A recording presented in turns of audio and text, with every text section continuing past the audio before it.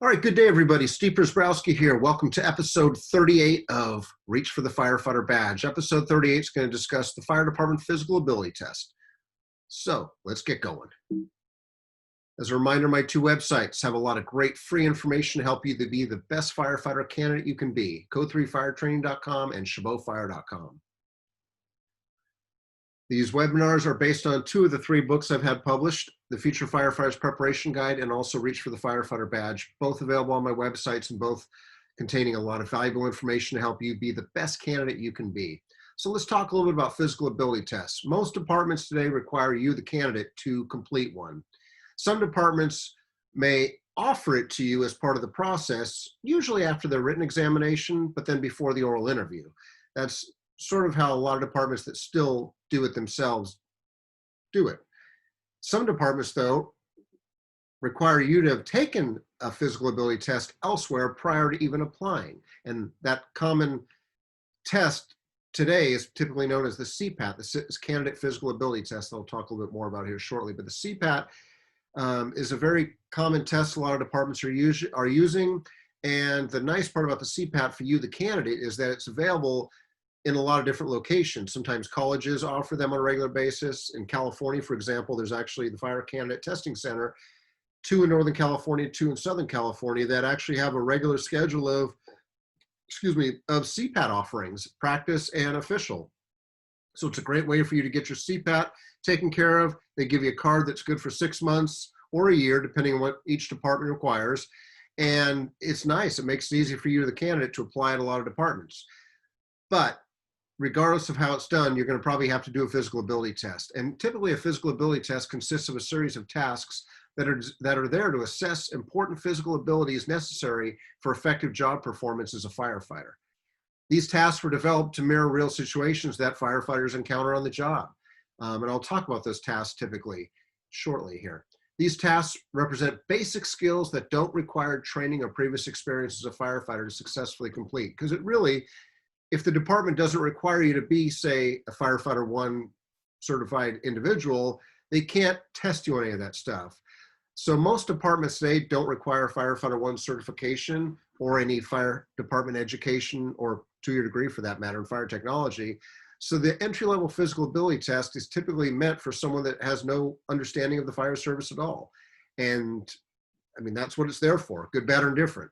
So I encourage you to have some form of fitness program, because I think this is the key challenge I hear in from a lot of candidates, and I see in a lot of candidates that fail. A lot of candidates that seem to struggle during a fire academy, whether it's a college fire academy or an actual department academy, both of which are usually the same intensity level, physical fitness or lack thereof is usually one of the biggest reasons that candidates struggle, because sometimes completing the CPAT and getting your card that's good for a year can be a false sense of security for some, because, hey, I got my CPAT, I'm good to go. And then they get their butt handed to them in the academy, because you get hired by a fire department, you're in an academy 10 hours a day, 8 hours a day, Monday through Friday, usually for 2 months, 3 months, 4 months, 5 months. And it's not uncommon to have like an hour or more of physical fitness every single day.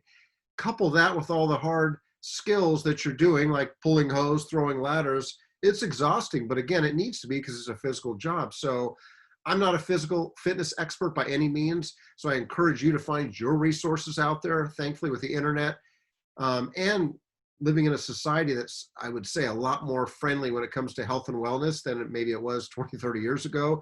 There's a lot more resources out there, but don't rely on your CPAT to be your gold card, because it's a good thing to have, but it doesn't really mean a lot. It just means you can enter the academy and start the skills. So have some type of total body program that includes flexibility, cardiopulmonary endurance, muscular strength, as well as muscular endurance. And again, I'm not an expert in this stuff, but thankfully there's a lot of resources out there, and I'll share some of the resources at the end. But again, just with the internet search, you got a lot of tools at your fingertips. So have some type of plan that's going to get you through. More importantly, keep you healthy and help you live to hopefully a long old age. What to wear to a typical physical ability test. Now, when a department offers you a physical ability test, or if you go like take a CPAT exam somewhere or some other type, because CPAT is not I mean, a lot of departments use CPAT. I think it's pretty much accessible in every state, but there are some other departments, some other states that have decided to do their own, which is okay. And they may call it something different, but the concepts are the same. And what I'm sharing here really is the same for the most part. But again, do your homework and research. When you're doing a physical ability test, I mean, I think the best practices are probably wear long pants, something like sweatpants or some type of running pants or something versus jeans, you know, just so you're a little bit more comfortable. T-shirt or sweatshirt, something you'll be comfortable in. Athletic shoes, of course, you know, suggestions of no open heel or toe shoes, just some type of running or tennis shoes or athletic shoes that are comfortable for you, that have grip strength so you don't fall down, slip or whatever else. No jewelry that's restrictive or loose, because you don't want to get it caught up on anything. That would suck and it would hurt and damage your jewelry. Now, if you do the CPAT, they add a 50-pound weight vest to you to simulate full personal protective equipment. Because when you are a firefighter with your helmet, your coat, your jacket, and your SCBA, you know, you're looking at probably about 50 pounds, give or take. And then on the event where you have to simulate having a hose pack on your shoulder, they add 25 pounds so you can do that for that part of the exercise. So 75 pounds added to you. It's a lot of weight. But again, if you prepared and you train for this, it should be hopefully a lot easier. The CPAT, just as an overview of what the CPAT is. Again, this is one form. It's not the only thing. That's one of a handful of physical ability tests that are out there today. But the CPAT, for example, and again, I encourage you to Google this stuff.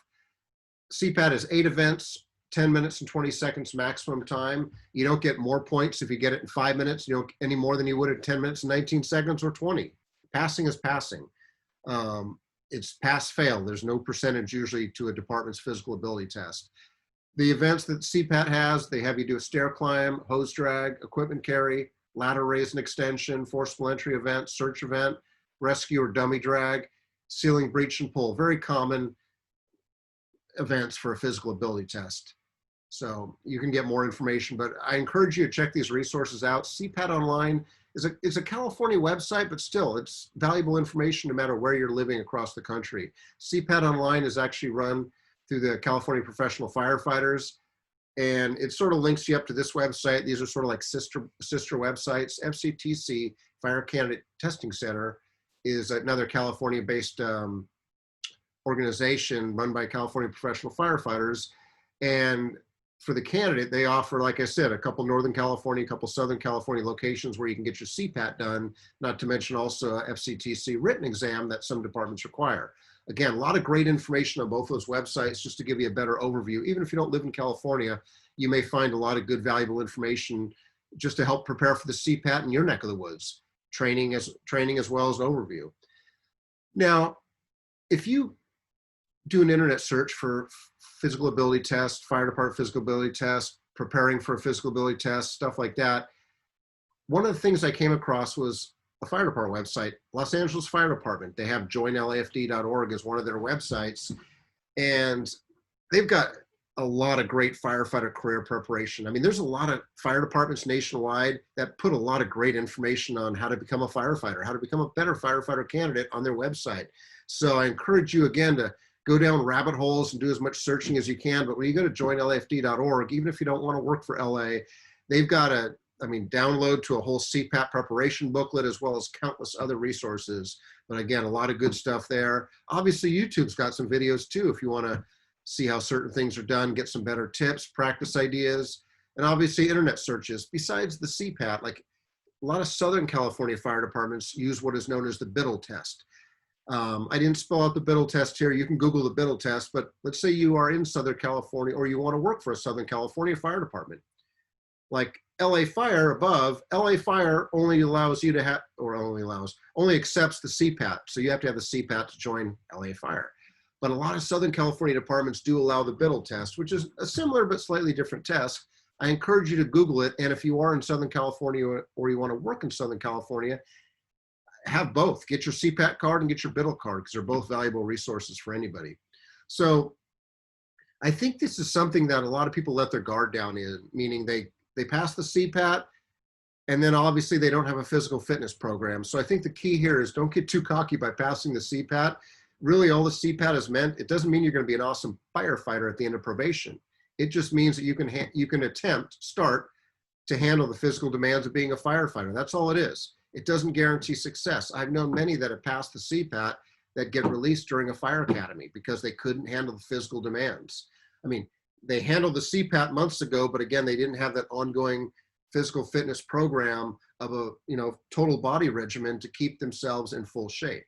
So what's the saying? Your body's your temple. Well, if it is, take the time to prove it to yourself that you can do the job, but not just do the job and get by, but be the best you can be, not just for yourself, but for those you're fortunate to serve in the community, as well as your coworkers. Because you do your homework and you do your research, you realize that, you know, the #1 killer of firefighters out there is stress, cardiac related stuff. And that ties into, you know, heart attacks, strokes, and other things.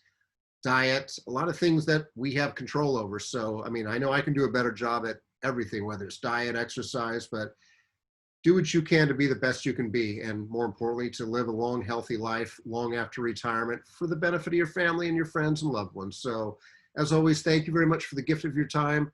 Here's my contact information, my social media footprint. Look forward to connecting with you at some point. So until next time, take care and be safe, everybody. Have a great day.